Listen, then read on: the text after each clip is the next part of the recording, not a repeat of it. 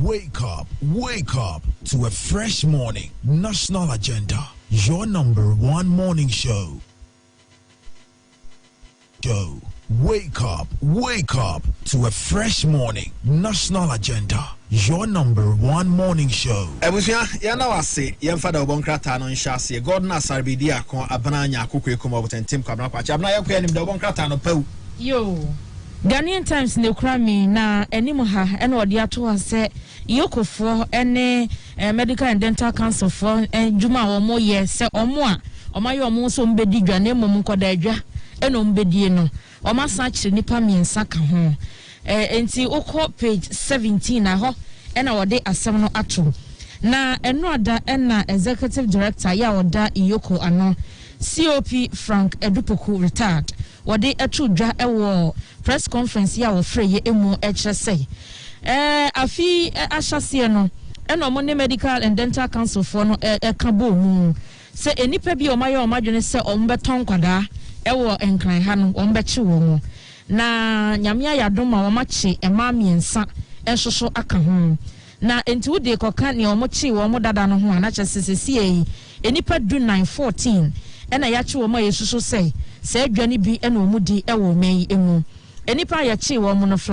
Florence Aqua ono no yeso ye home help aid ewo USA ena Eleanor Ofori ensia ono soso Florence ne no yonko ena Nancy Obaya Frimpong ono soso yacheno na wo kyerese owura bia ye friend Leonard Agboli ena Doris Bedu ena wo mo ekoka kire wo mo se wo mo eba no pese oto wo no ampani ampara ayaresa bia wo manfa ne di antodwa no ena saa dwumadie no ekoso na atifo beka ya abra yokofo ede asemi betu dwa no wo mo bo doctor bia wono eye adwuma ewo Susan Clinic ye wo latabi okoshi Dr. Hope Kwashi Mensa wo bo ni din wo ma ye kire no kra ya sisi a wo boa ma hwehwemu ye akoso o se sa enipai ekokohu doctor ne se wo mo pese wo mo aeropt nkwada enti wo se February ni mu ena wo frɛ ye ka kire wo mo se o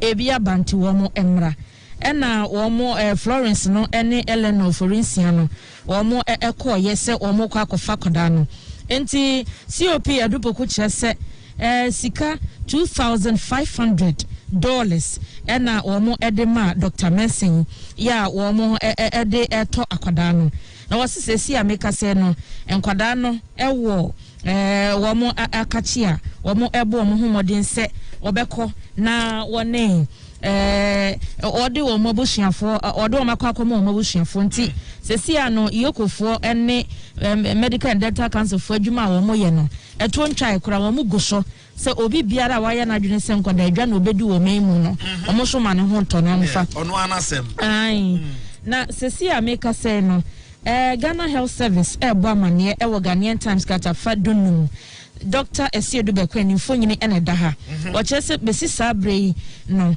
enipa 449,000 ena wo mo awo COVID-19 vaccine asat wukwada enyumre no nson na ochese emu no 250,000 ena wo mo de ewo enkamantani mu 187,000 awo ewo asante mantemu ena mfimfiri mantemu so 11,000 na ni nyina no eye first phase empenifo ye ho hyehye yese COVID-19 vaccine no yamia dawroma ebia beduro memu nte ye hyase ngo no kyese sesi anu faces no aka no so ogusu a eye ho adwuma se obehye ni nyina ase ni nyina so mpo kwaso dada na Ghana fo ebekọ akọwo na ebeboa ama COVID-19 yade no yetumi etu ase kora ewo ye meyi emu na enu ada se de wo bo owura mu akwanta voice mu okwa santimantem ko hwe enwuma ya abanya ye ewo ya kwantempon eho nsemu enti press conference no akoye ye no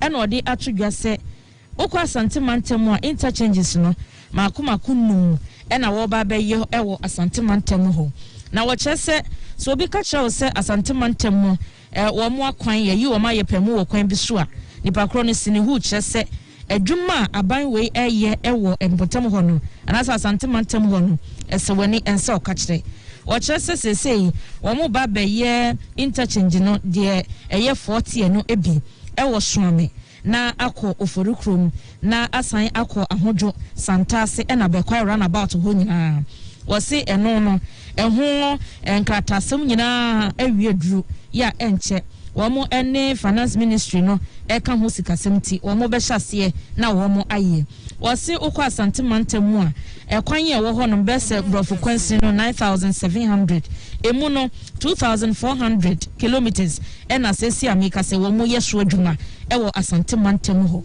enti no asante mantamu de ono abo amakwata kire se obetumi ede ne nsasi ne buaka se aban aye nhyehyeye se womo akwan womo ebeyi ni nyina ewo honom ede ama womo na wose enye emiaya mebubo so yi enko ukọ Kumasi a ono ankasa okọ ye no kọ project site ni bebre na wose Kumasi inner ring road no aha eno so wo mu guso a wo mo ye sesi a ukọ oforikrom asokwa kwada so ko subin ko bantuma eho nyina contractor fo gu kwa so ya wo mo eye eho adwuma afenso so wose ahodwo junction ekọ ban akotrede eno so mo ye ni mienu ni nyina so wose ba besi sabre no 65% complete ena sa project no so ekọ so afi no danchen a ejo so ekọ kodie stretch no ehon so saa ena wo mo eyo no enti asante mantem de ono aba ma kwanta kire se akwan ye padie ebi koso wo hono mu a abaya won modern papa ewo akwan ye ho na yentie nsam a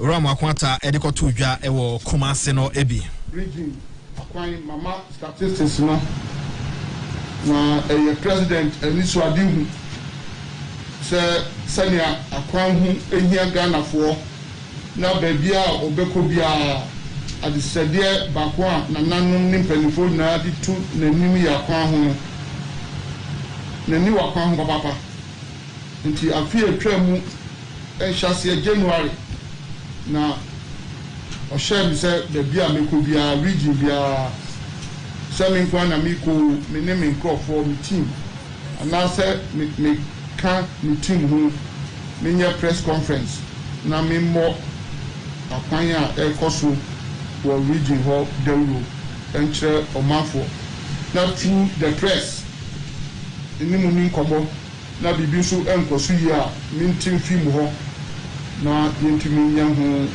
adwuma makasa akwan ekoso papa wo Ashanti region na Ashanti region akwan na ye abofu kwansi empem enkron ene ahansun na enyuma contract mako ahanu ene July ene ekoso wo Ashanti region na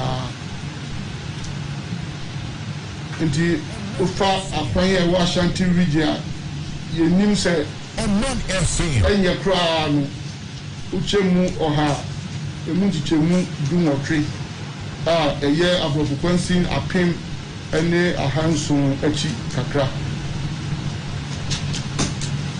a guguso eye hu adwuma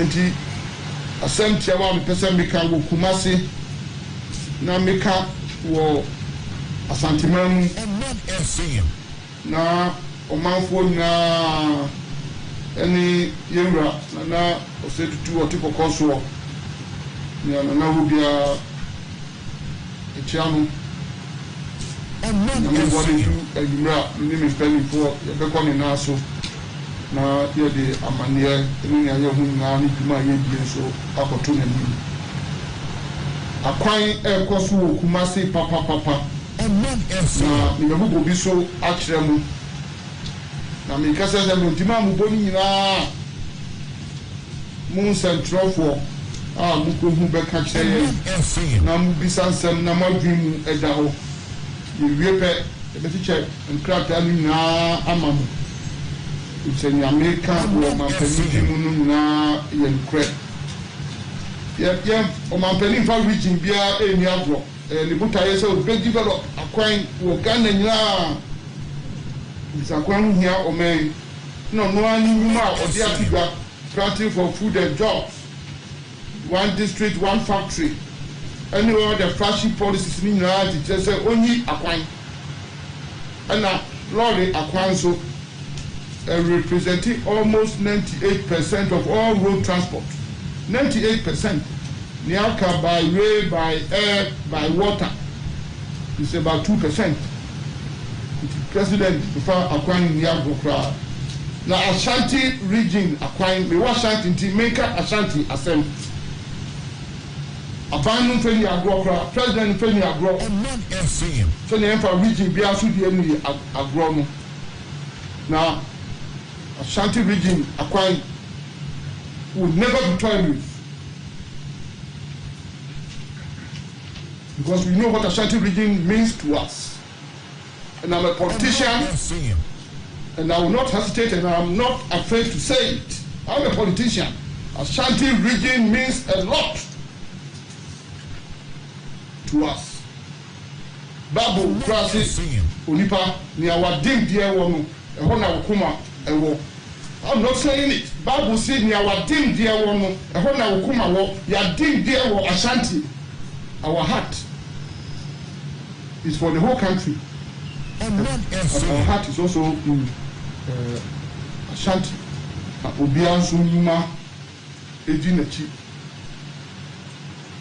And the same good book, Bible, let's say, Unumaso, and Ubenya wa Ketua. And Accra will 40-year interchange. The next 40-year interchange will Kumasi. Kumasi for deserve 40-year interchange. Into the Baha Swami. Now, Bakun Swami roundabout. Now, Bakun or Oforikrum. When Oforikrum Hall, Amraka Johnson, Bakun call airport, the Bakun airport.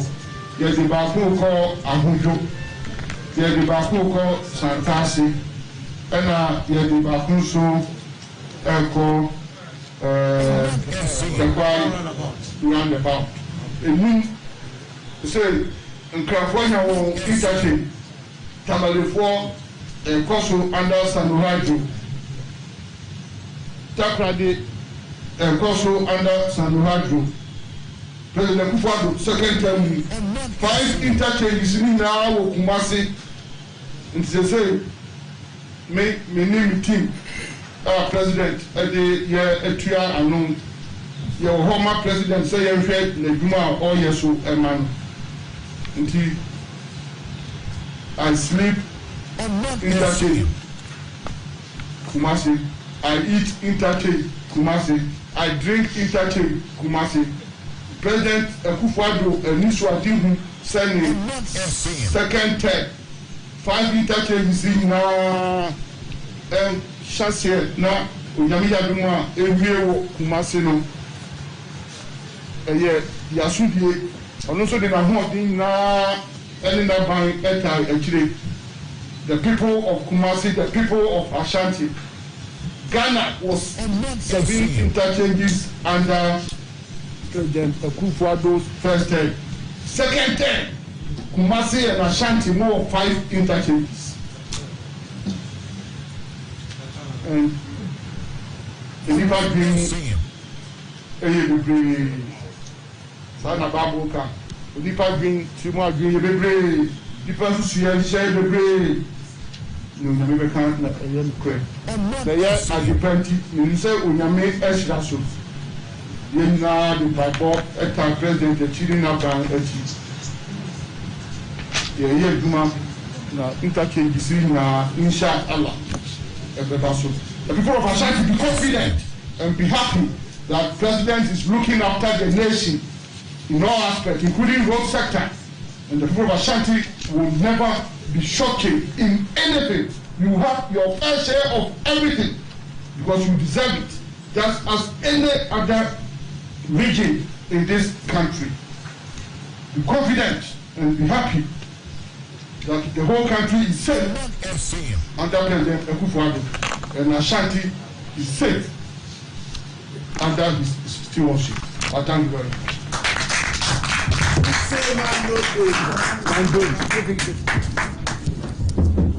Thank you, sir. Yeah, Honorable Minister. Thank you. I can go on and on and on. Like I said, I will give you the full text. And I am mentioning this for you to know exactly what I am talking about. We are also undertaking rehabilitation of some roads in Kumasi and Ashanti. We have awarded a total of 220 kilometers to different contractors. And as of now, we have done a little over 52 kilometers. And the page 4 of the test, I have listed some of these progress. Let me mention a few. I can't mention all of them. The rehabilitation projects. We are rehabilitating the Sewakura and Kwasu area roads, Egreso in Ashanti. The scope is 16.24 kilometers, and we have done almost 12.5 kilometers. We are also rehabilitating roads in Efijasi. We are doing 5 kilometers, and we have almost completed.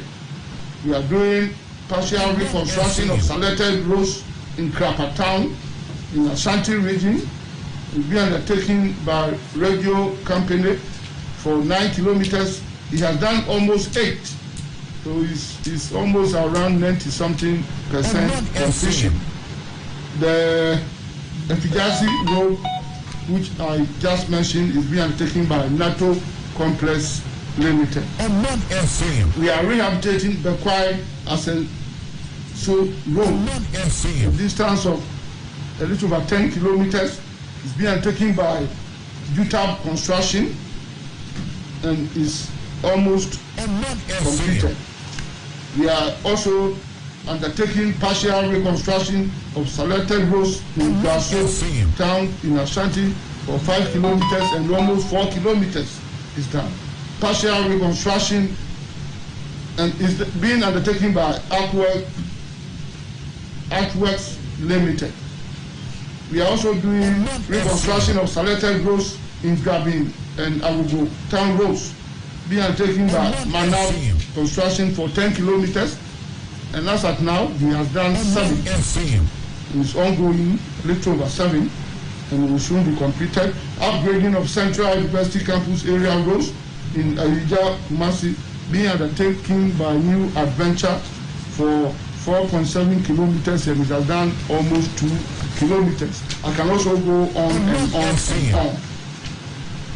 But I'm just giving you examples of what we are doing.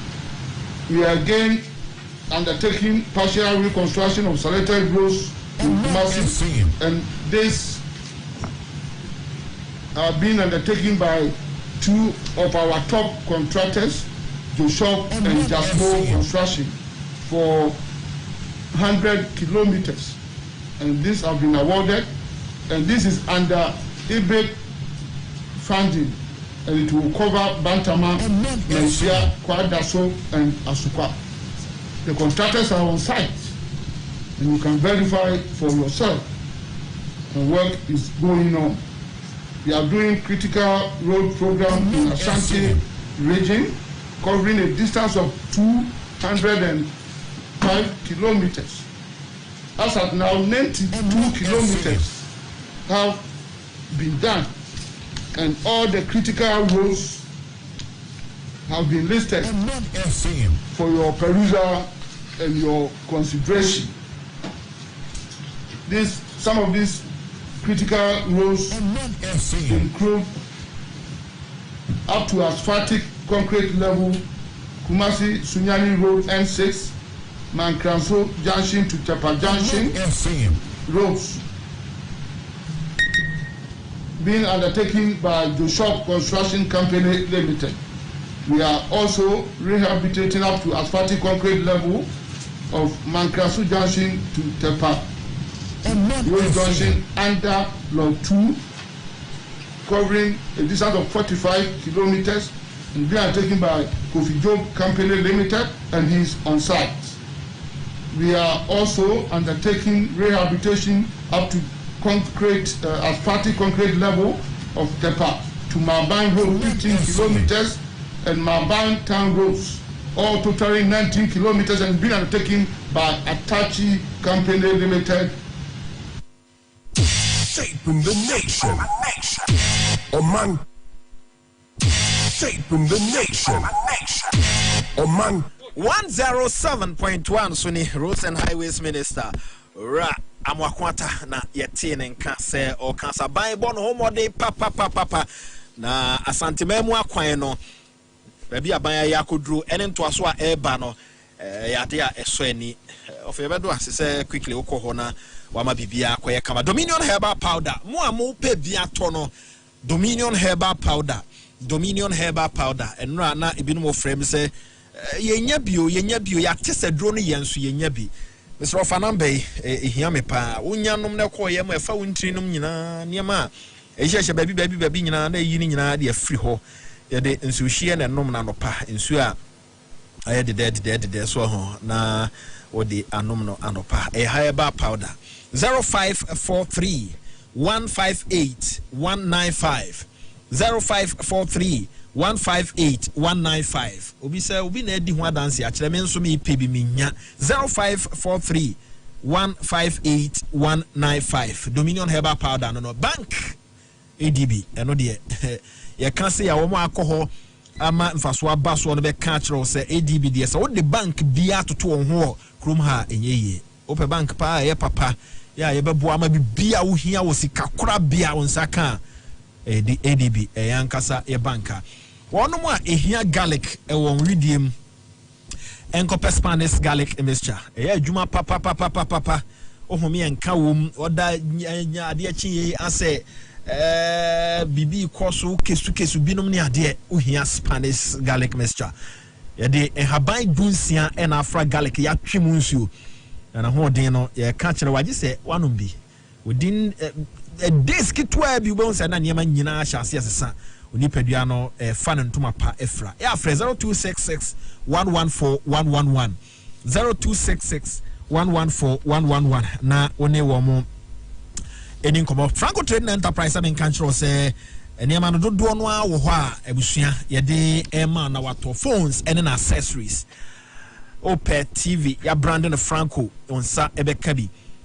Tabletop fridges dia banon so kama nipa bia fa kontrase ne nanenam Facebook ni ade ko hu Facebook ya likes na 100,000 and more enye Franco die no bo modern say ono mo be trade online www.francotrading.com hono oba ade che no yes no still phones papa fie Franco ya 0546 133188 0546 133188 na ene Franco for enkonkodi enkomo ye bekwa homa no so na yakwa kodi enkomo na kai say Daily Dispatch newspaper editor kofa by osanso poster obia ye ka election wo Ghana ha kabi mamen kabi ya memmo odi na ni adi akire amanyo ne abato na ho sa na science o wato ne bo ase adi akire kakra na wasua ne oka bia no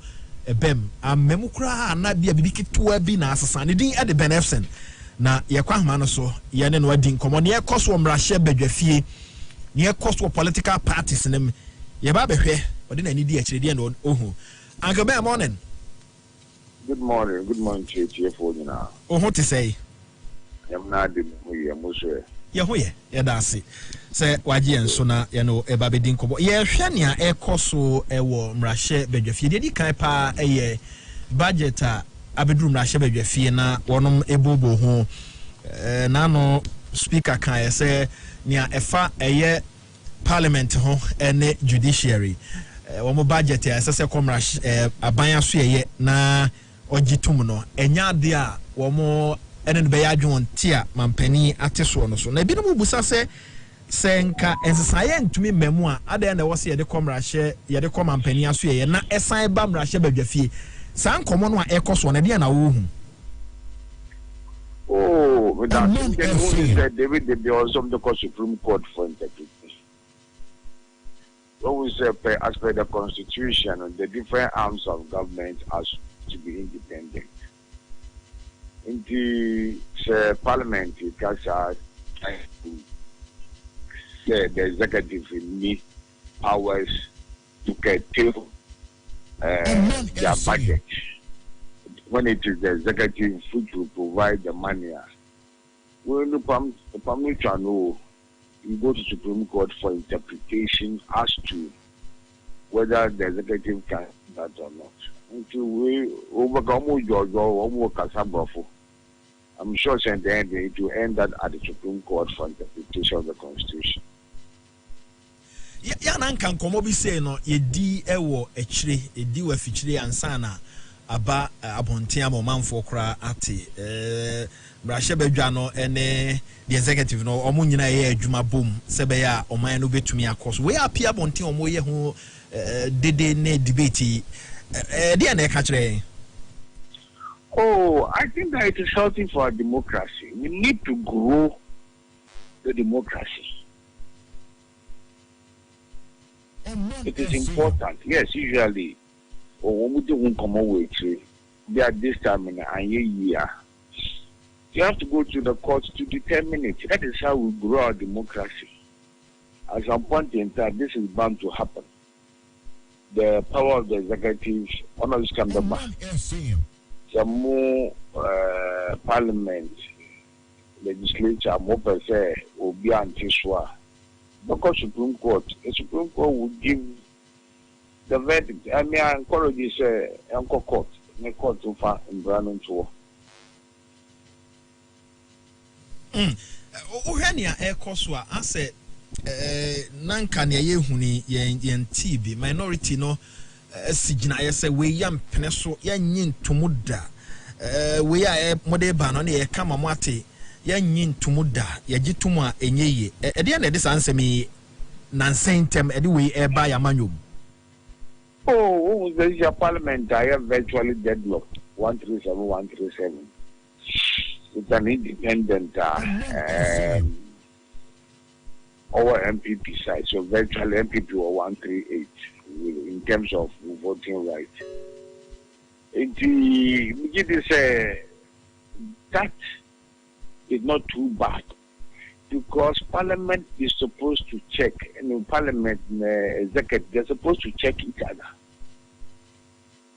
Hitherto, no one says usually government by power, they have so many seats than the opposition. We know above vote on the floor. One side says Mongo for 2 years, Oman Bape, and that will make government, that will make the opposition, you know, it is not too bad because, yeah. Situation of parliamentary deadlocks are so close into. But for me, it is good.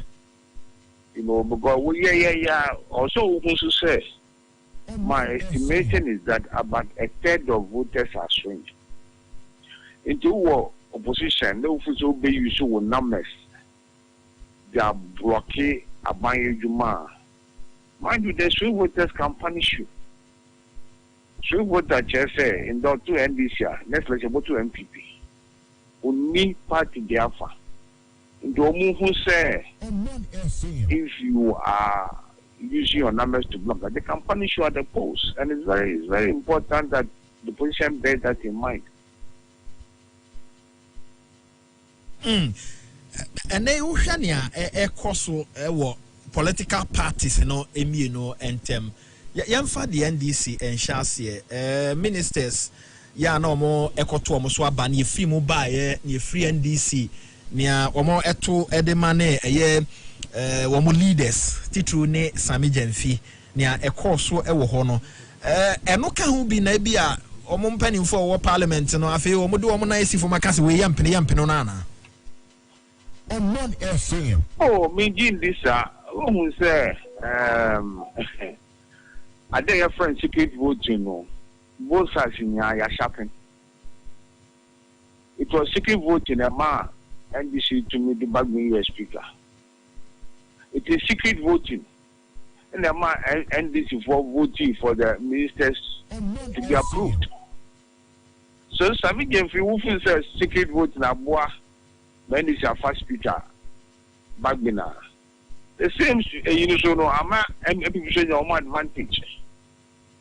Clearly no within NDC definitely there will be various factions, there will be various I think that comments or he cannot retreat, dictate to members of parliament.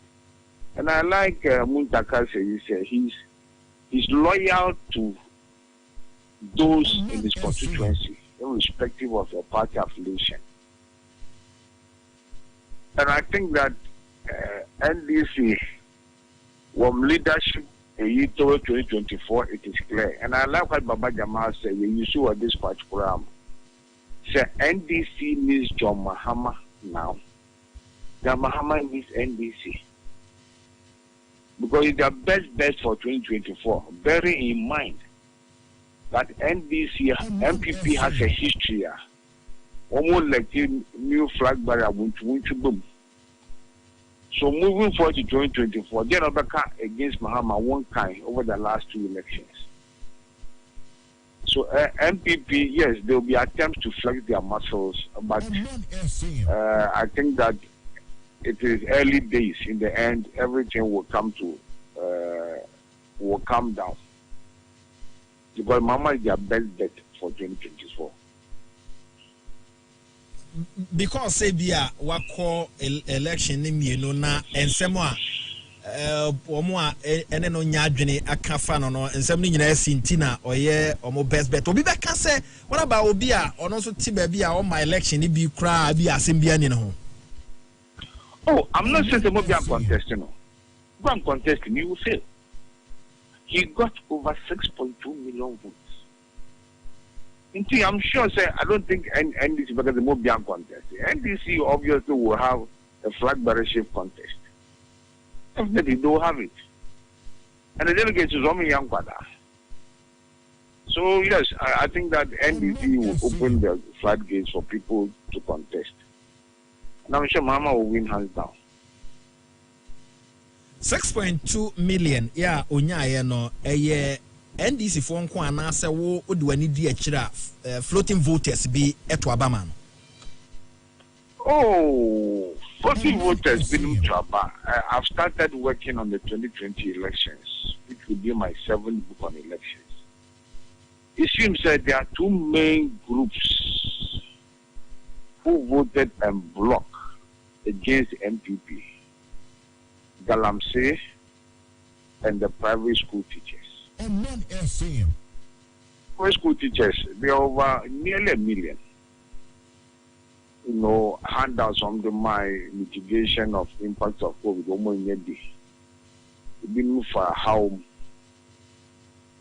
we share Galamsey associated and when it came out to say some of the excavators are budgeting the fire no penny for no MPP no fire. You know what helped Nana Akufo-Addo was the free SHS. The people and the boy who be a one quadrive as a moko SHS. Obetwama Akufo-Addo. Oh, Mahama had got mixed messages on the free SHS. To be a swing with the crowd, we go for MPP. Umbada Chinti Ubetu Akufo-Addo used to say the Mahama about the council. That was, I believe, maybe you know me and there, but that was the main difference in terms of the election results. 6.2, no, definitely MPP, which I never bana in selecting a flag bearer. What can say? Ora John Dramani Mahama ebe the best bet for the NDC. What about the MPP? Say be also do any area. Oh, I think that the MPP also from 2017 contest, they've now evolved a system. They have a way of mini congress of reducing the number of candidates to about 5. 2018, some MPP called Koforidua to let the national executives. Was from the calendar of MPP. Meaning say the next time we will have over 6,000 delegates at a particular place will be 2022 or thereabouts. So I took 10 researchers and everybody did for 20 people.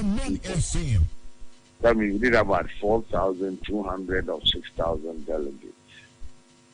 Two questions this are more in this regard. First question was, apart from Akufo-Addo, who is the most popular person in the party? Who answered we are? With this I say after Akufo-Addo, we need term. Go in Akufo-Addo, we need 2020 we knew on Sunday game. After Akufo-Addo, who will you vote for as the next flag bearer? So one kind of power, what is your most popular? It is our reason. For the most popular, no, get the Japan first. Second, Baumia. Third, Alan. Fourth, Jogati. And a fifth, Dambuchi. For flag bearership, no, Alan may be first. The main reason of the delegates in 2018 is Alan 10. Second was Joe Gatti. Almost working center and people Oman try or mother. Third was Canada Japan. Almost kind of one penasem, but one no qua, almost you say, would be attempt to do a bed driver away swing voters. Fourth was Baumia. Almost so young in Dunisha, into a name and uncle, Mansambra.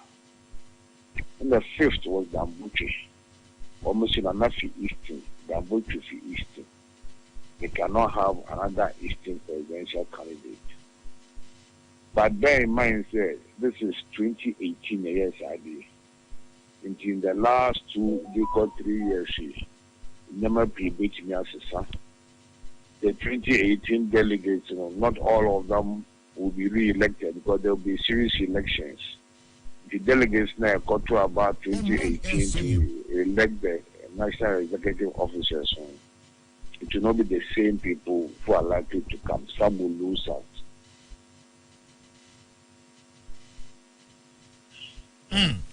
Now, Ohani, as I say, every man also the new patriotic party.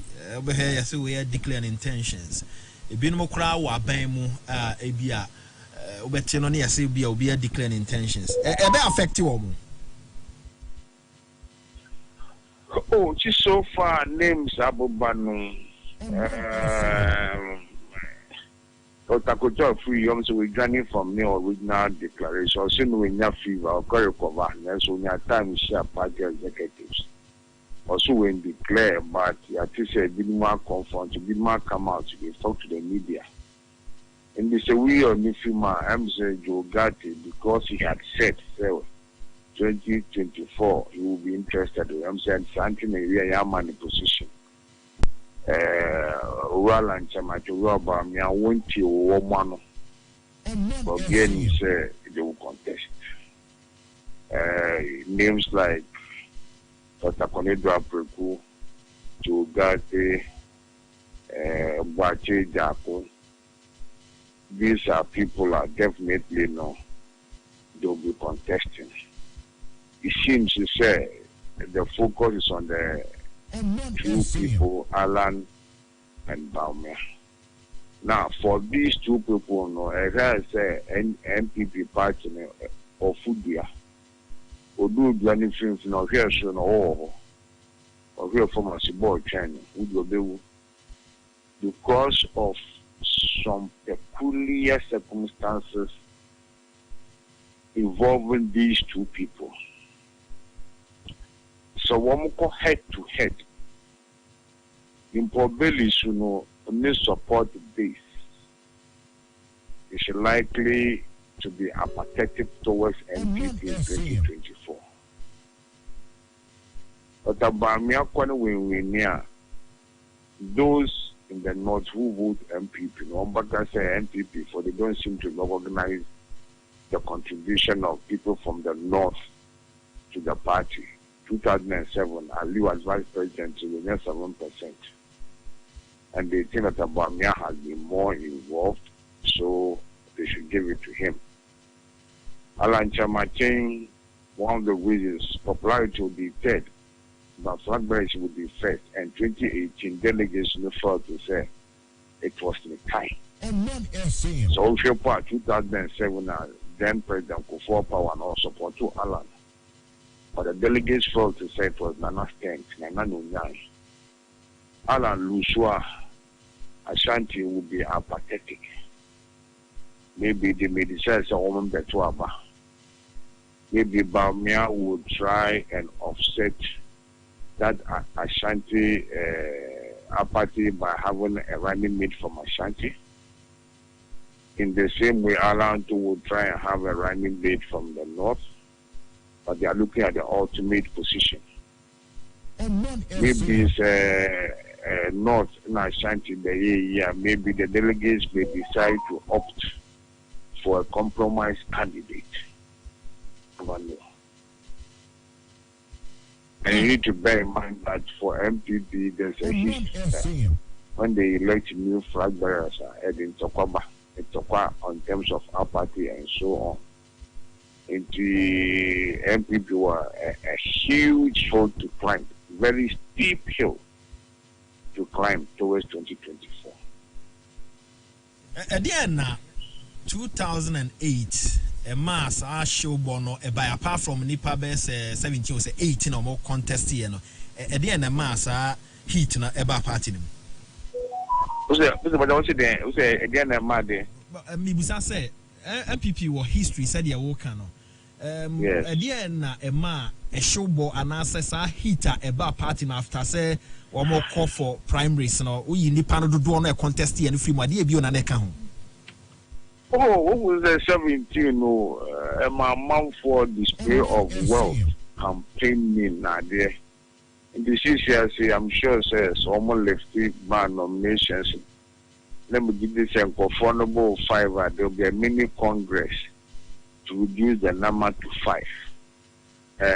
This campaign, campaign Didier Bamu, based on original Wufina Dianoa. Do be at them, Mayor Banumwa. Our party, no, the most dangerous political cancer a political party can suffer. Our party, no, and because elections, both presidential and parliamentary, can be decided by one vote. Is like Obama, your main political opponent. That is why the last, after 2007, no, they've reduced it to a minimum so that you can have maximum for the final elections, and I believe 5 people. But the utterances that the party will have to be checked. You know, there's this 8-year cycle, so Ghana for this is a maximum work 8 years.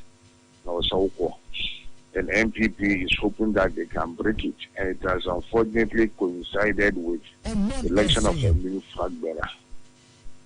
And this time the stakes are higher because Bamia in the last 2 years has involved himself in the governance and politicking of MPP. And also, when a majority of delegates, they believe it's Obia one a time. Bamia default also or a branch time on or what there's time on his side. On in an uncle on Sambra. We should make us say, well, Alan, yeah, yes, but they need to move. And when tension erupts with the support basis of the tour, the delegates may decide, Gordon, as I be there, as a compromise candidate, for example. So, can one now, do final 5 over. Well, in the MPP situation, they are very fluid. Uncle Ben, Master, me were a few questions. I'm a person, maybe sana. Me person, me the number for Efro. Na yes, I to uncle Monoso.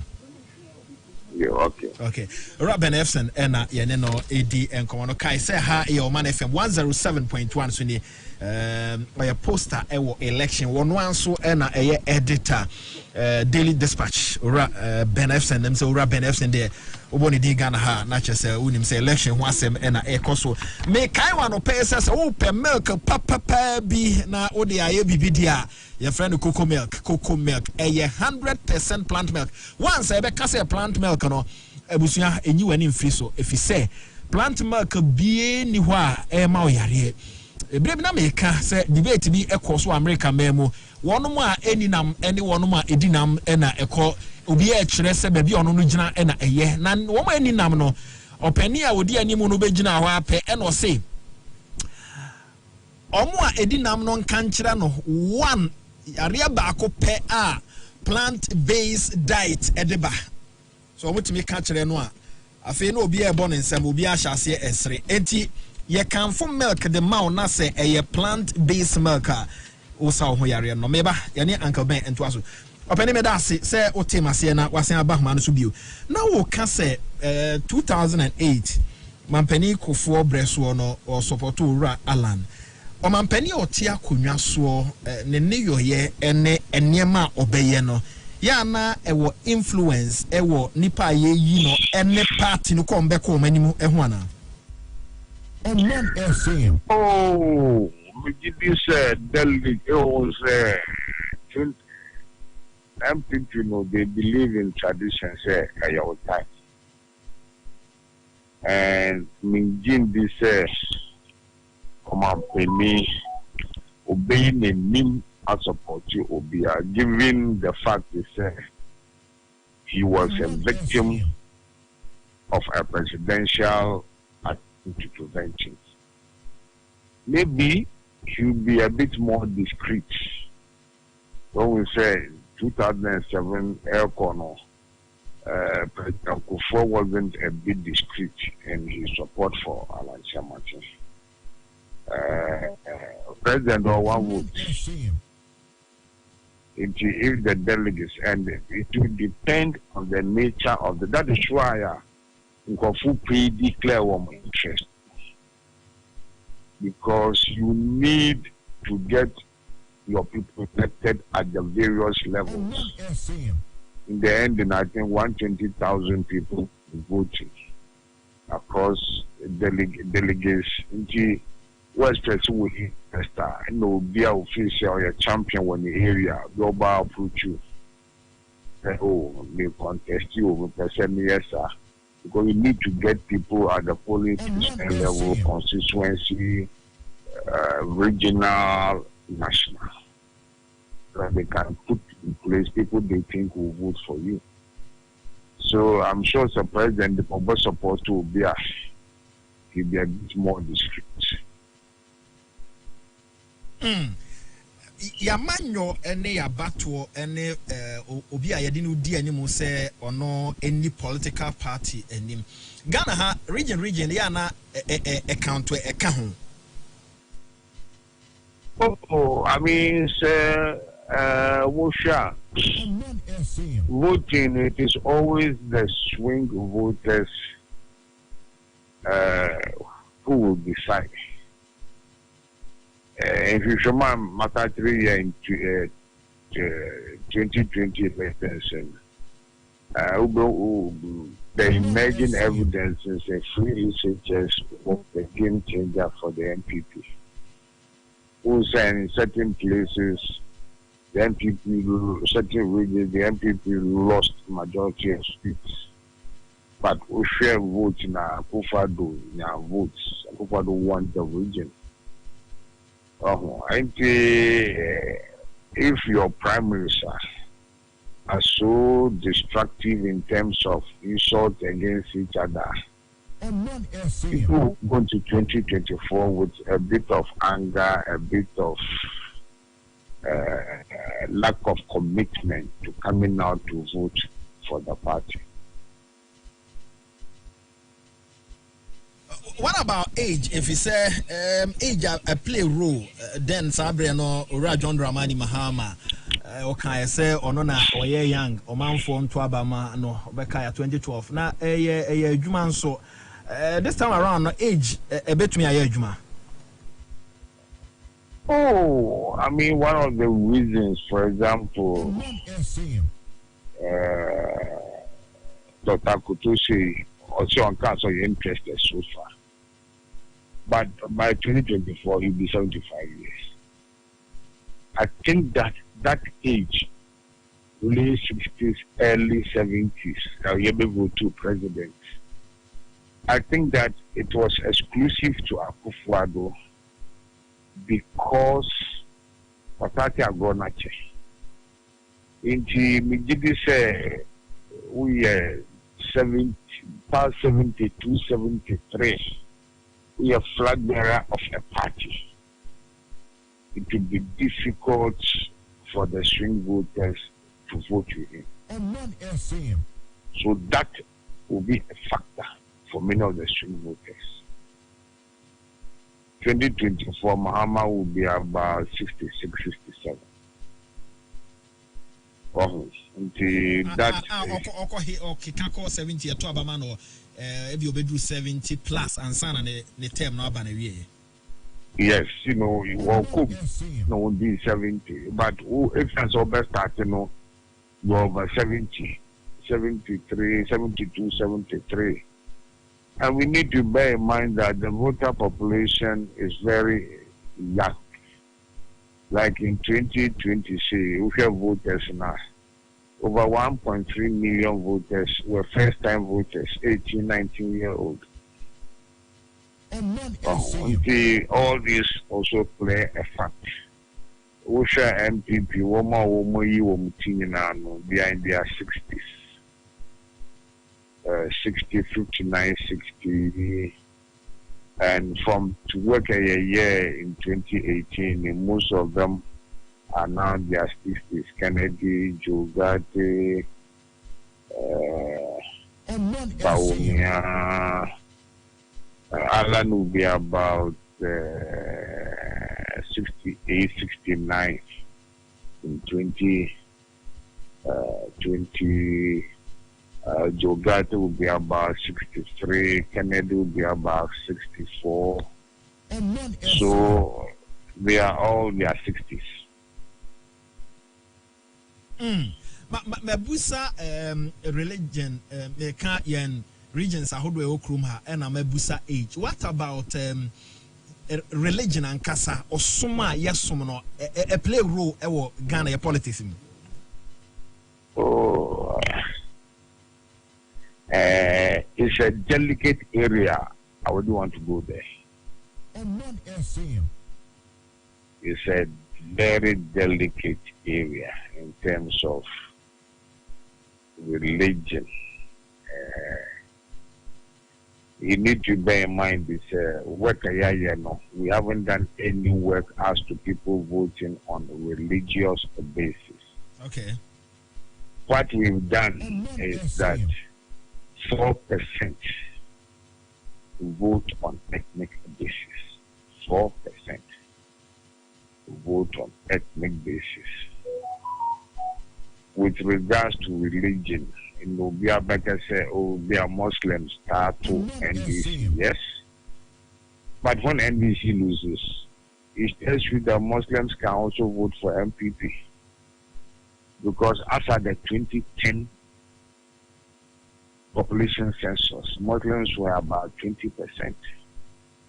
So religion cannot be that much of a factor.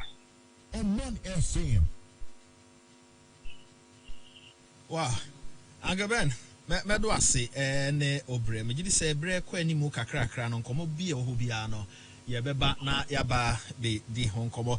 Baabi a ye free ene baabi a ye du e wo amanyom. Mase me twa to eno no. Ghana ye koyanim. Hello. What menka? But manti and the line break. I was there. Na me busa say baabi a ye free ene baabi a ye du. Me final question.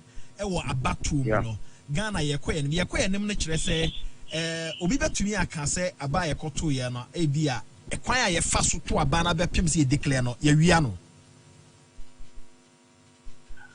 Oh, who say I've always held the view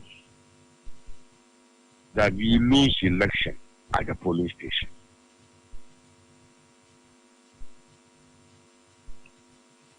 A coming kwa inka senior MPP approach the election petition in 2012. If the NDC had taken that approach,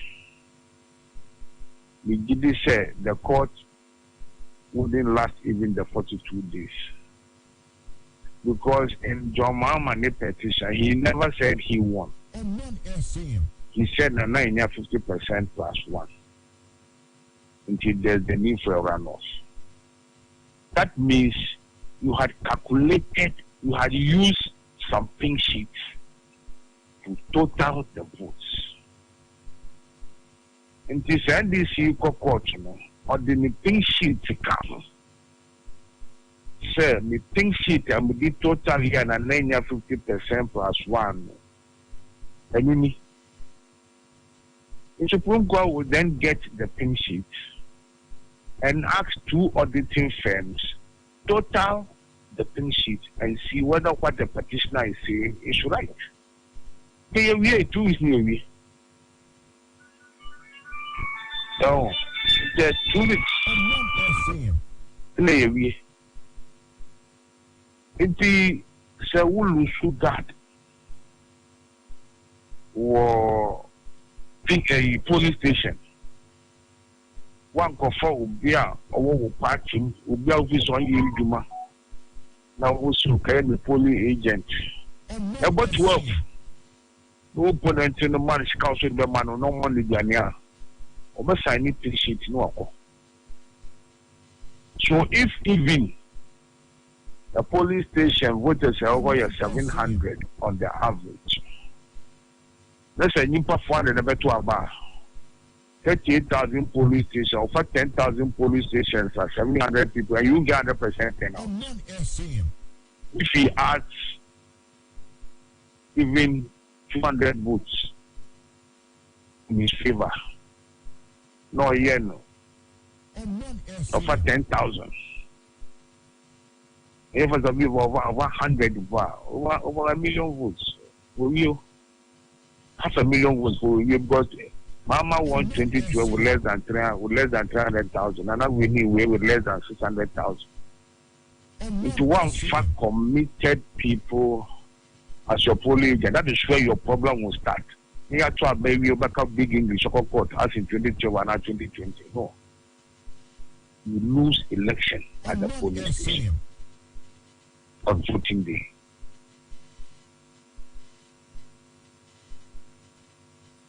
Uncle Ben, medo asiano pay no bre. You are wisdom that. Yeah, so yeah, that's Robin Efson and Yaneno Edin Comono Daily Dispatch one editor 107.1 so ni Name Kyle say cocoa milk na ya kona ko pebito 100% plant based pebito ofra dodo a opɛ to akoton ye de bebro NS chemist agidodo no eton san so na Melcom supermarket ahodo nyina okwa wonsa beka cocoa milk na bi KOKO milk ye ona ahodo nan ya na wapebi kai fre 0274 440 0274 440 180 na anyone any enkomo Oman 107.1 having so much fun. This is how it's done on radio. Oman 107.1 having so much fun. This is how it's done on radio.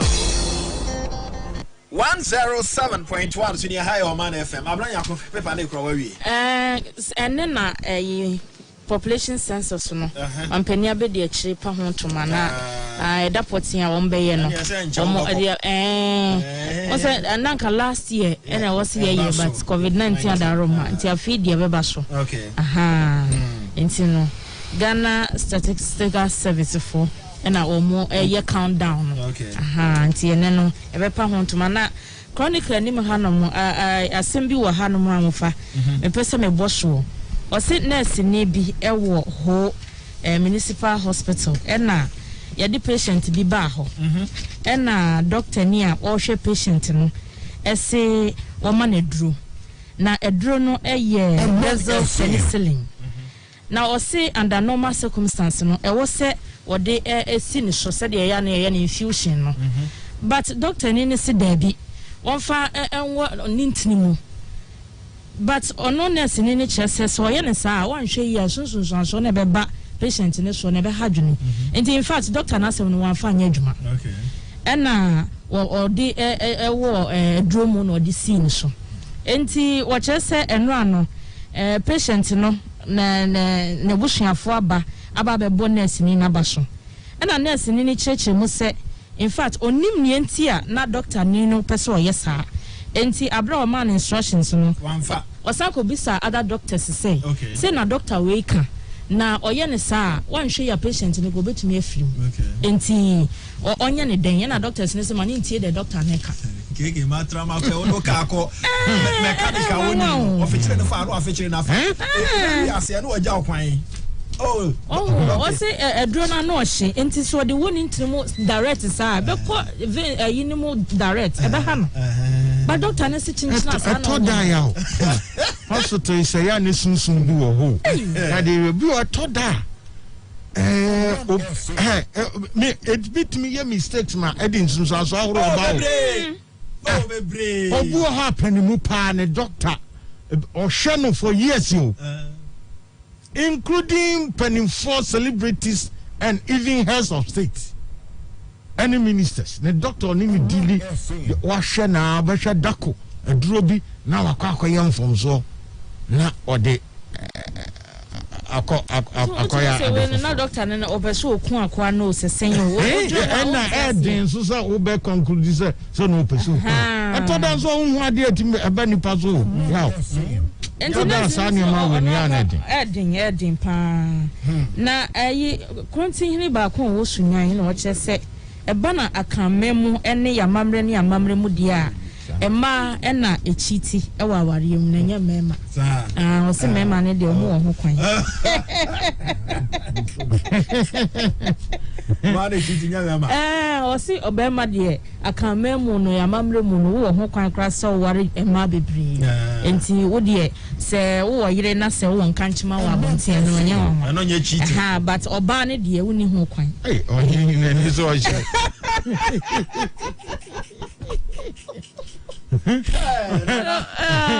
ana chronicles so diaba chronicles so diaba am weekend ya it's Friday na ni abre pa na so asem no aka no eno anu aka you sa na bna lawyer for no modern day so what you modern day lawyers no you know mo kasa o mo so adwen anu no am fa no ba ya yetio yewura yetio ba ko ne if you ware no ye ya ware customary ero de keke o ware a na otimi ware bi ka ho yeah o ye be ma atimi ware bi ka ho e de mra de gitum baro yo ba otimi ware bi ka ho e ti se be ma no ekofo bi be ka ho asa de no ana na aka yi your friend no Obuaman Bofutia Buamponsem or your cronty here was Sunyane traditional area keke onim lawyers no mo ko ware na so mo enko ye wedding no mo nsan no ba yi o mani akoye fie die boko no abetena na say ma hu lawyers no mpesa papa so obeso bibia ba beso ko o be dia me kan di ya sha am sa no mo ya sa I'm sorry, almost no commitment. Almost no commitment. Uncle committing. Na napa se media. Fifi bo afo hefa. Obedi na nechi. Was it the tradition goes on. Guys, this is other boys in the cow. ohona da nti omo to aso abna o ko ho okay e ko launch population census population census and then you launch vice president okay and abna on koi na ye kra ye mre ni so the fewer the merrier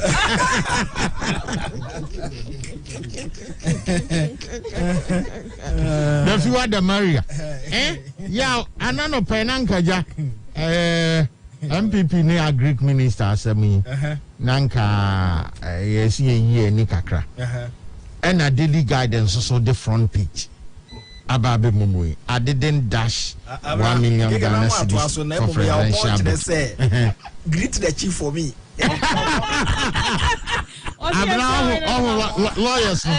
lawyers no more honey they made the money show more lawyers no the money show more ade so mo ye na mfufu omo ye na mfufu di enka mo aso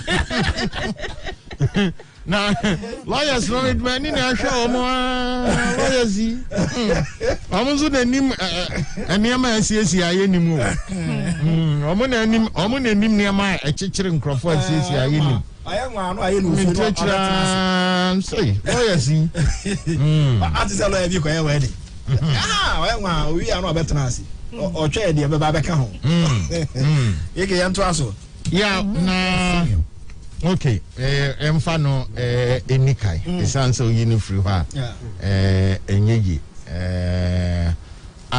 okay mini kamfa MPP blast yi on say textbook bia ababontin nakafo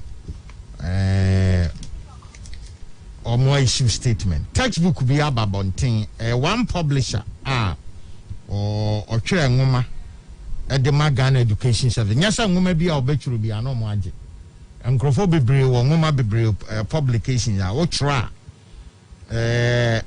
nwoma no wo hode but oba apply the Ghana education service say omo nkrabata omo na hwe say ye je nwoma bitum near the mankra kan anasom disua de wo school eyeye they from National Council for Curriculum and Assessment NACA eternity akano NACA entino sa enwumen a publishers etro yi ena omo apply to NACA say ya pese di ko school ama enkra disua de ma na yeye NACA enyintumu enkomodidi a akoso wo mu mienu ntem no nyane nyina na yenim emom de yenim ne say NACA for tire mo say omo ntimi nyintum say ni say a yenim se enkomodidi eguso a ekoso ekoso na enumu ena nipa bi nso ekohwe mu hu say enwuma ekura no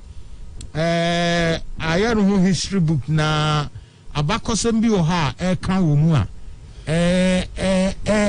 enye no kre ana say kansen bi fa nipa bi ho a emunye de yagitum a enye ye emfa nkambo mu ma akoye nipa bi mu emunyi yi mu ana asade a ebu nipa bi animtia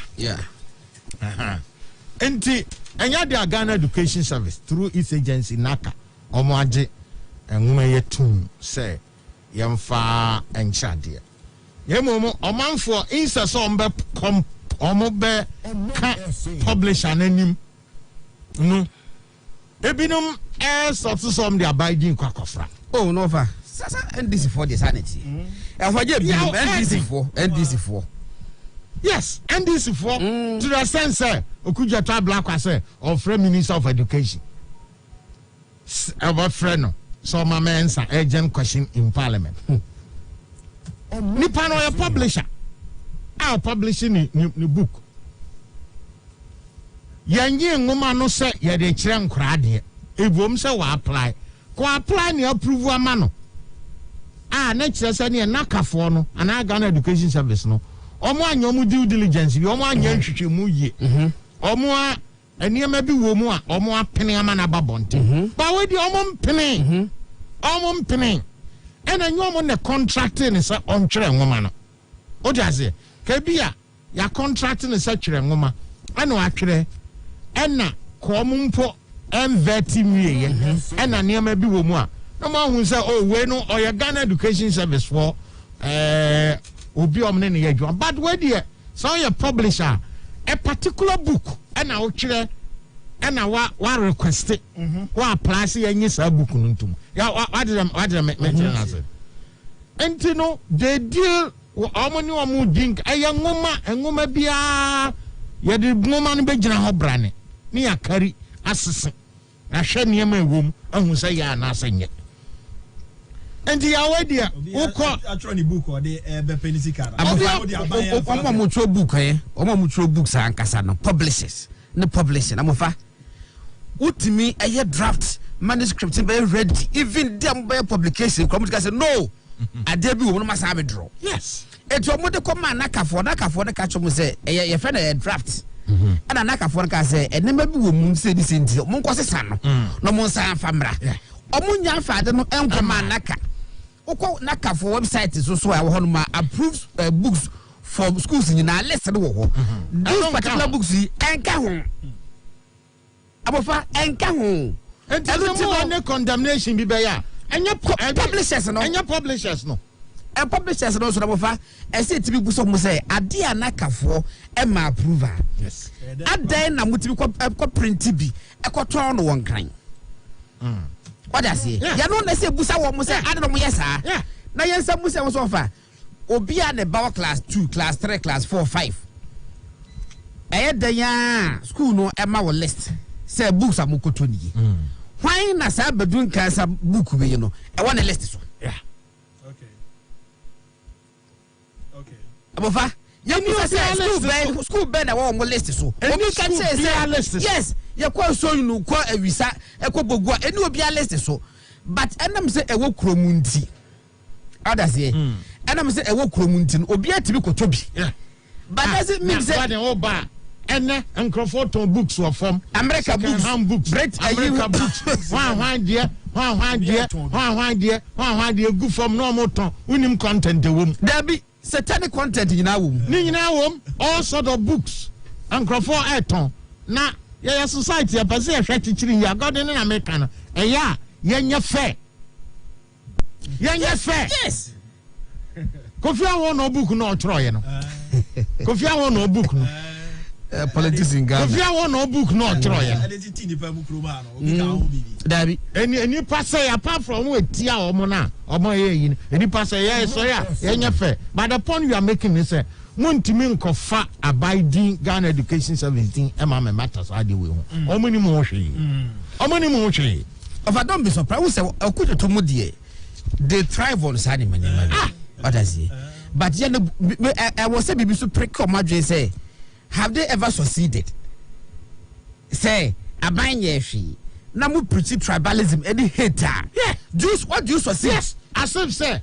government approve say mono ye look down upon you how me wa for some sanity mu dem e me tan ma bufu ye me tan person mu pushi no kra e no mo ho ahi dem bia ne say be producer say me mu be nti o won mo say ko mu pushi sa stupid agenda forgive me aye elite in society who am go school my that exposed ya ka baka ye nya ne sa na me ko school no sabi producer na go be ni chremade izimani chremade fantini so chremade etim eden ya ye nyina ye dipa ba ko we free ha that's what you should be doing oya ne sa nti say nyame adom free as chese ba obi a na eti nkona na eti nti so amfasa ethnicity na amamu a ebema nipa to abati an nti da bia ho no mo pushi ko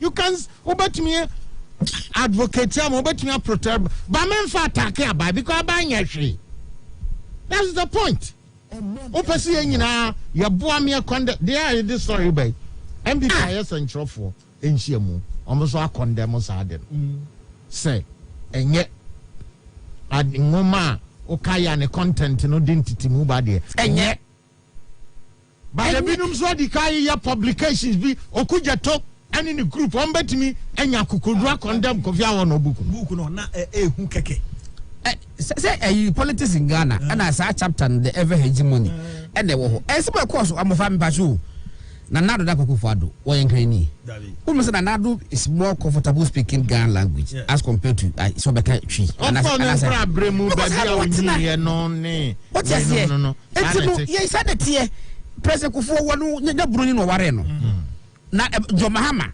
ayi of river Lord of river come nko ware Egyptian ya mix ya friend say abababin na ye ba ku every central region so obekaya around Amani Mahama timi gina kroma aka say MPP for me sumi nua baumia na MPP for there ombe yusu a omba bia no de ne nam Ghana for nya atumnti ye were two different friends say marking schemes and the back on market MPP and back also market NDC ni eye bone dia enya say na MPP na say na MPP for ankasa themselves will crucify themselves what do o my super timi kan say MPP for there say o ya wo ye sremu ni nti e be duru no mbeka sa ba no wo mfa ma describe will be say saka wayi achem saka wa mafia odo paka ma MPP ni a woni grade bia wa MPP mu nkoka na ka beti asema ka bisi Ghana ha ekoka fa John Mahama ne bush afwa ka beti asema bisi Ghana asiedu nkatia ko Kumasi the same ayi no okokoko ye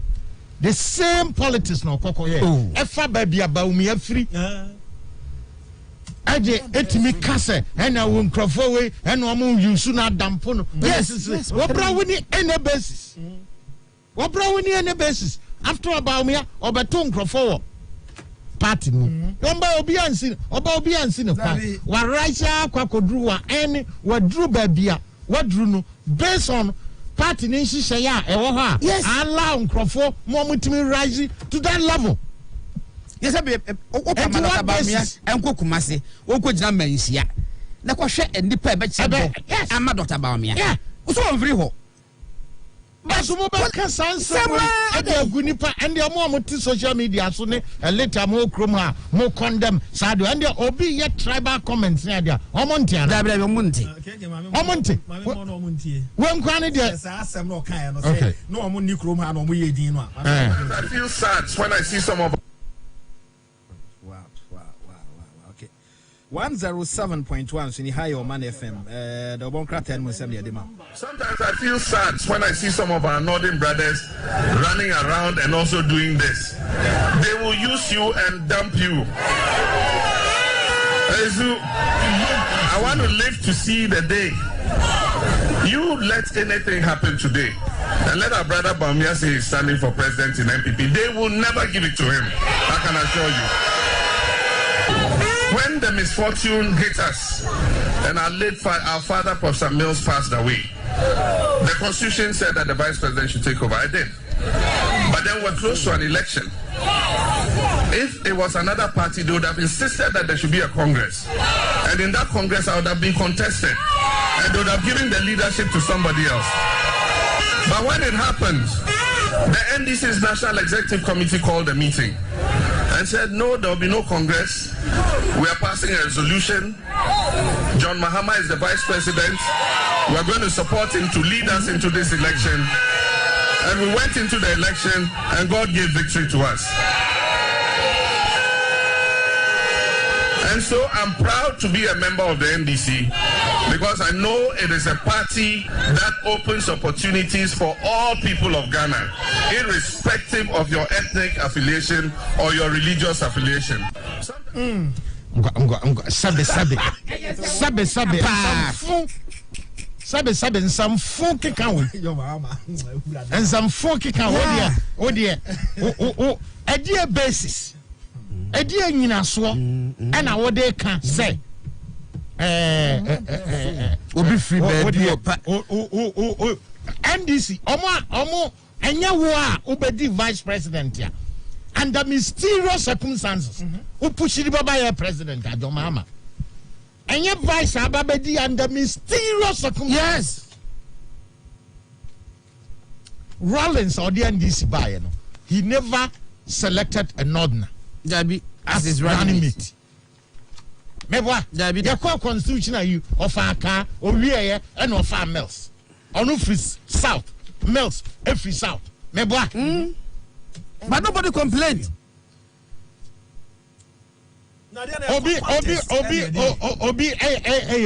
now there you see, when citing me pebi against we, there can say when ya, when so ya, nkrofo ntimi ntra Ghana no making responsible statement. Yes. Nation wrecking statement. Eba say enti no wo ho na wo ye nod na ne kire say o de ho kokobọ MPP na Jomama esre wo say wo de unim de wo ye unim de they are nodness no more they are MPP by birth. Chasekeke de no party ne say so wo do ho kobọ group bia so ho say papa na party ne ye nipa we num no mo party no mo de o mo mpe hafo asem sa no wo kire o Omanfm. Team no person de back keke. Sa no kire. Omanfm. Yeah, this week I was part of Mpenimfobi discussion. Na ye kan enkra o mu free nkrofo aman so. A mu jireja street mu. Extra shade. Ye Ghana buy them rubber say free compulsory universal basic education. Nti me ba me pe de no ko school. Amfa no ankwa ya tomra. Now ye won kra o mu free baby. Nkrofo aman bi so aba no maba mu jireja street mu. On buy an education, free education ye de my man. Ya o mu mpewu. David.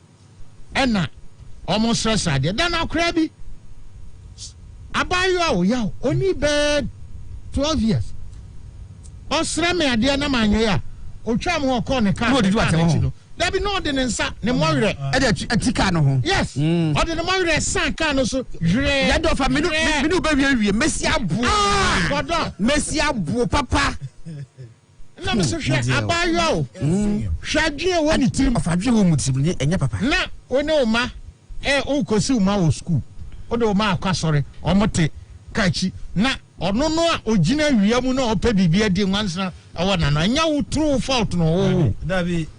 but o ho ye na hinani biro hatred and what Ghana hanyia etuo no obetwe ada no obekun tete kwahyehyia ha boys be 10 o show mu ani odam now teenagers o show mu nyina anim tim so mo anu wi ni ade omo ba ka ho hey give us something ya so say achimota police station ni mu ho ene forest anajo eduru ho a omo eji enkrofo phones omo yese dano Nigerian diplomat bi how are you anyone yi so omo call so ni mu koji ni phone and these are people enti obeka ye no ena nipa bi yes on by investigation omo tracy nkra na boys no omo yes ade nko hu ba bi omo te omo nya Ghana for omo ye omo betena ha omo stress ade okwa ho omo anyini bi omo da so but baby omo te no enipa bi afro omo aba omo say omo ka kire omo say mun kasa mo ye Ghana for Yo. ye kotra ba munya na ye obi ka nkasa part we mpe ahoho asem yamta this is a case that out me follow this week Omanfm. a case na me follow this week enti mo de amomo te ho na mo pese mo keka nipa ti bom na mo di gain political wo John Mahama what me irresponsible statement like this yes Kra nye no de nipa bi ya bu nu agu mo aso why reckless why very nation wrecker obi a otimi ma statement a ebetimi din tokwa aba enfa no ho Omanfm.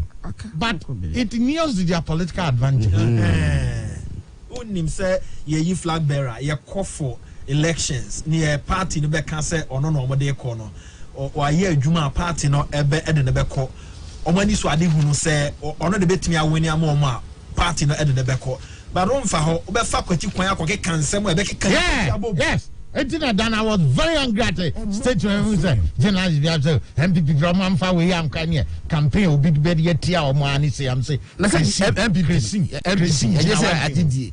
Do say a book contest. Who win? How can you make such statements? What the trouble near my chichi political parties be an be for money? You see, Hoboha, baby, are so free here. Or your party no ya wunutu or your party no also or your stakeholder and you'll be na be can say who film where na say Debbie yɛnhwɛ andananado by the time when another deputy ministers list we obey CEOs ni ade awie no yɛbɛhu sampa and some will become at 2 MPP so no ampa na say no offer me no kase sisi northern region 18 constituencies na wo ho MPP kuta 9 NDC kuta 9 what does it tell you Omanfm. Northern region oh yeah MPP kuta 9 seats NDC kuta 9 seats what does it tell you north east yes 6 constituencies yes MPP kuta 4 what more 40 as MPP kuta 4 and NDC kuta 2 Omanfm. and the upper east and upper west NDC 5 what does it tell you and to know as for me the family will be a pretty tribalism there man cash me move back across the deeper crumple who the deeper obi o ye nipa no won pretty tribalism no it is a wunye nipa when the wiase was me dem bias antini asatefo duane nko na medie asatefo kwa na macho ka me trotro matem be say asantini one who be sada amofa who be sada it doesn't work na mpanimfo kansa ye de ahoho na chichiri kro and na say say won't ase so wonko antimi ntena even okọ ye krom ni ayeba kan kire so hene no a de omo di akonya no kire so omo na di ka ba betena ho ana obia aka eba beka omo obia aka ba beka omo because obia pedom ana one na tena enti nipa ba omo yes ade no na anytime on benya bibia di nipa mu nyimu beba no no exploit no mo di penti party bi unfi edzo de no a minute after 9 keke ebe die home for commercial break but protos was say well done but the chief is a hero proto and some people's role model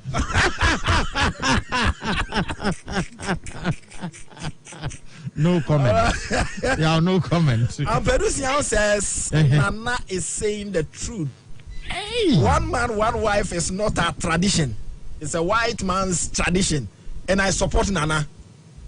Oran Perusian. Show who ye na ufioretie die. About UK, about say, hey, this skin pa. One can be my man. Again, now Papa, you know me. I say for commercial break.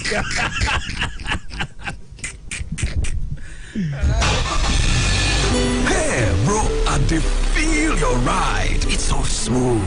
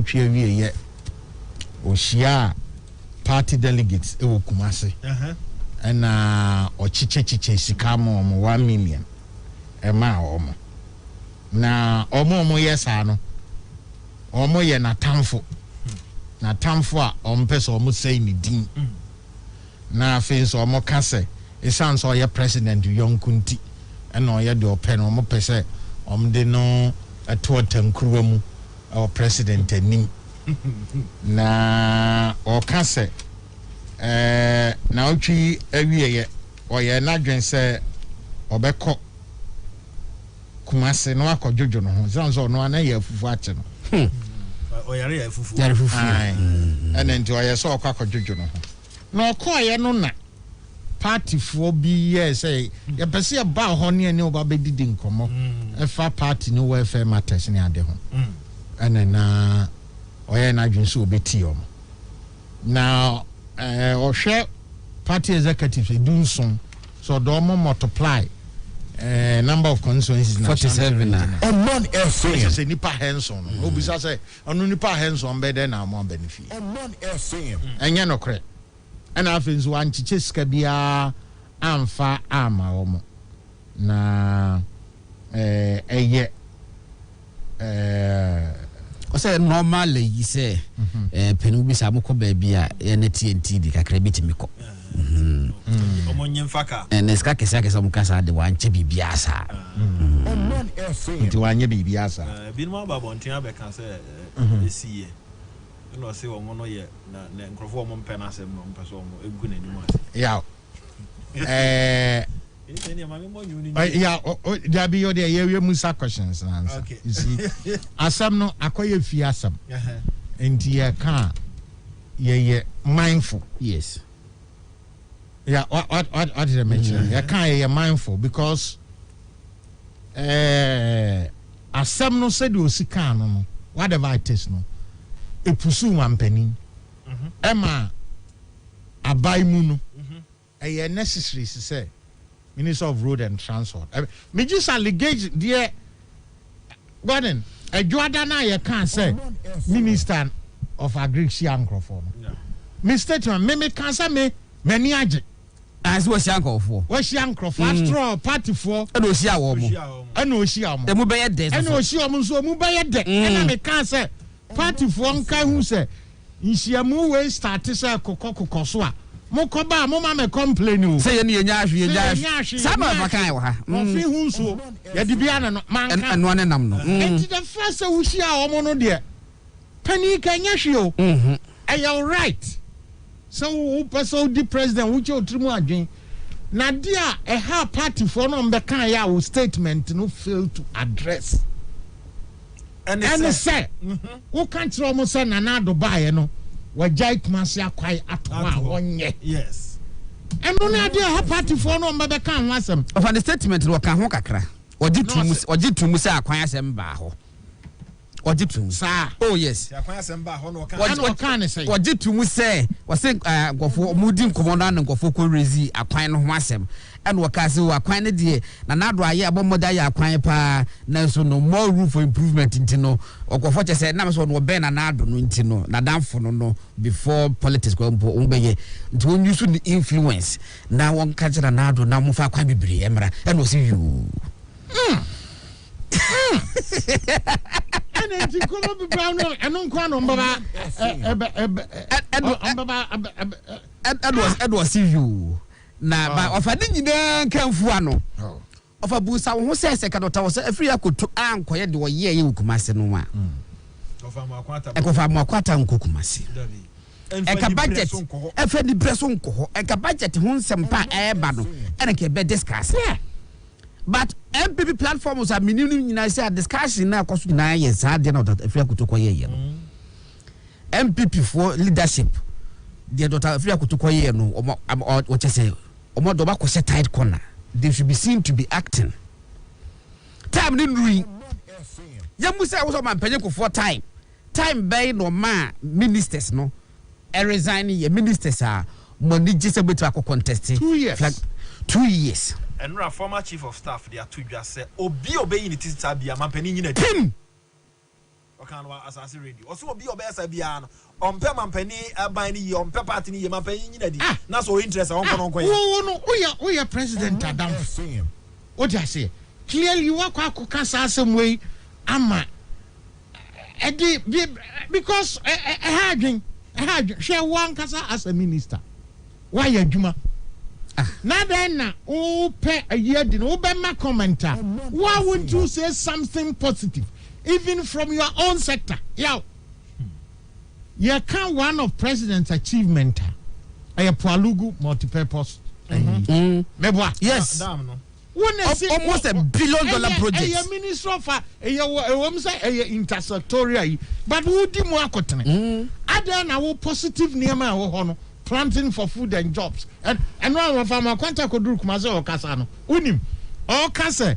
Oh, I do my pa president, yeah, their top president. Unim be an idea of the plan for food and jobs. Planting for food and jobs. Second sector. I walk out. Oh, be an no idea what the kai can at the ball. President Abaso Nim say a flagship programmer. Of course, go bet me a can be but. I mean, uncle, and Obian are planting for food and jobs. Because I no cre any free waba. Yeah, Dr. Kutuwana would be anymore. Until then, wo crowd sector ne power, no. One fabi, Sapati for some number of chichum como, and I didn't want person walk cry. Obviously, on the castle, oh, wouldn't wait anymore. Why you say? I don't know, won't come be.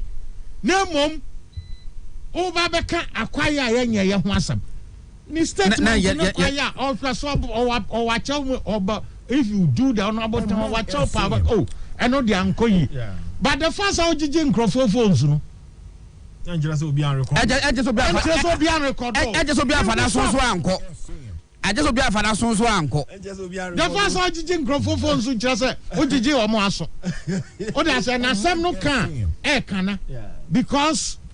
Of connection was society, but no sooner a man here be and a man here who know a man here be who will empty. Why President? Yes, I'm another 4 years. And when you here, should you start holding meetings with at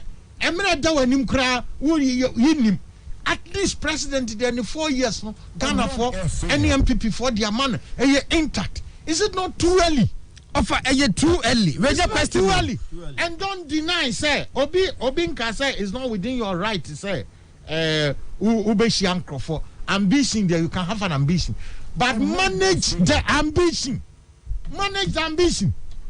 And politically, so you have achieved something. Yeah. You are part of a success group of MPP for Mampenimo Mwajuma, Omankasaye. You share in the glory of the president. Yeah, now said this. No, Mombasa, now Kokandia. And that will fellow ministers as if so almost sector on there. Almost first of all, it indicts the president. It indicts the president because President Nabine was war. What I say, it indicts your own friend. Yeah. And you can't statement no and Crawford Penasem the NATO Tankum. That you tout yourself as the friend of the president. Obinwa consultant. Obia Jeffrey. Dabi. Obia Siukan. Dabi. And one Ajuname can be. Convoy na. Yes. Pension Sir President Kratukako region bia. As a regional minister no ne tenaka no oni ne din komo no brifu no baby omofa no obusa no question ebia ye here ye hia ohene we no o dey say o say na dey na. But it is known MPP ni bia ni ministers ni adinim say tell Dr. Free Akoto President Kwatrip na Okobia on penema regional minister no entra na nanche e ya wona won pene you don't allow them o bully omo. You bully them, you sit by the president, only didn't come no bia ye din obianya enti dano obi wakotena president come. There is this joke say last be one time president come convoy no two ya no say the driver no should be the next after the president. Hey says what ban no come on to a mobile accident. I mean they said or obia confronto da wan benya kokobro kra busa zapani yes say ni say odi na mo ba bi na fe wakoya de na ho kira ba na ko pushi no ya fa na ka se kira me say kwa mana ayi those days macho men on ba ya nyeni o sha kwa bi na ne ho odin pa e na wo kwa ma himfie wo ya obabo e wo ya on fa ho nchew e na o mo ko kuma se adwabo na se die ne kosi o and you could shifa kwa yiso na nimfi nyina bubu no onim sasa de wasia tankrofo ani hawa kwa amani ade na wakokuma se bibi se yakwakosi no ono eye naniwu enti odada mo ko na akokochia no we dia ya ma yi nyina eya mode eya mode se yetu fudu be nyina eya mode mo ba chia mi nyina akra ze free mood ye ya bra na so anu mi do bobo me boko yes no no so bi be na do ama na we dia opening you betimi ato aso but I think say from now on obesian lesson.